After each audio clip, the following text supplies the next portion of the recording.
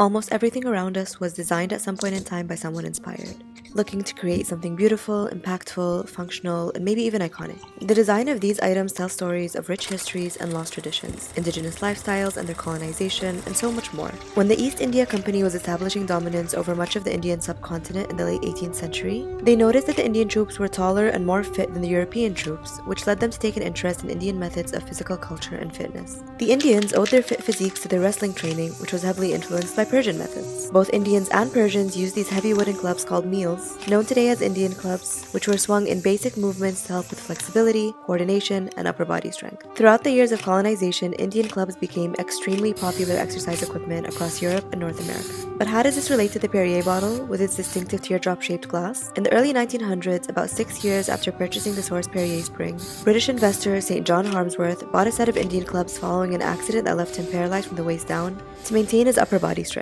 Inspired by the shape of the Indian clubs, he based the design of the Perrier bottle on their bulbous shape and narrow neck. And that's the story of how the design of the iconic Perrier bottle owes itself to the history of Indian physical fitness. There are layers of history and cultural significance behind everyday items that we've become so accustomed to seeing in our homes and daily lives that we often take for granted. I'm on a mission to take advantage of these items, relying on previous designs and their stories to work with what we've got and to layer my story on top of theirs. Indian physical fitness led to the Perrier bottle, and the Perrier bottle led to this lamp.